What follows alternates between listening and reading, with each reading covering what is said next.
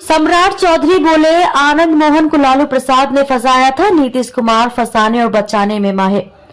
Rajad supremo Lalu Prasad Yadav के पटना आने की सूचना पर बिहार की राजनीति गर्म हो गई।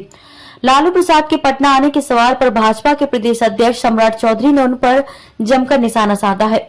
सम्राट ने तंज कसते हुए डायरेक्टर की उपाधि दे दी। उन्होंने कहा कि अच्छा है ना कि डायरेक्टर भी आ जाएंगे, यहाँ पर डमी एक्टर लोग काम कर रहे थे, अब नीतीश कुमार के सुपर पावर आ ही जाएंगे तो क्या कबड़ जाएगा। सम्राट चौधरी ने आनंद मोहन की रिहाई पर कहा कि उनको लालू प्रसाद और नीतीश कुमार ने फंसाया। अपराधी कोई भी हो, भाजपा किसी भी हाल में समझौता नहीं करती।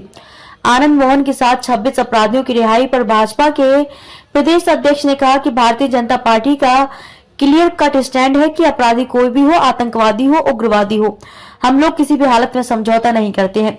जहां तक आनंद मोहन की बात है तो उनको लालू प्रसाद ने फंसाया था। उन्होंने एफआईआर फाड़ कर फिर से उन पर एफआईआर करवाया।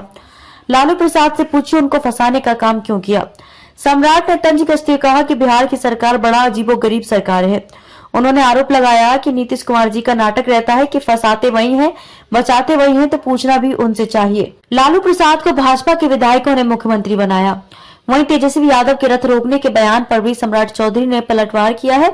उन्होंने कहा कि तेजस्वी जी भूल गए कि लालू जी को भारतीय जनता पार्टी के विधायकों ने मुख्यमंत्री बनाया था। अब अगर कोई कहता है कि 2024 में भाजपा का रथ रोक कर दिखाएंगे तो उनसे मेरी अपील है कि वह ये गलतफहमी छोड़ दें। भारतीय जनता पार्टी अकेले सक्षम है कि लालू प्रसाद और नीतीश कुमार को किसी कीमत पर खाता न खोलने दें।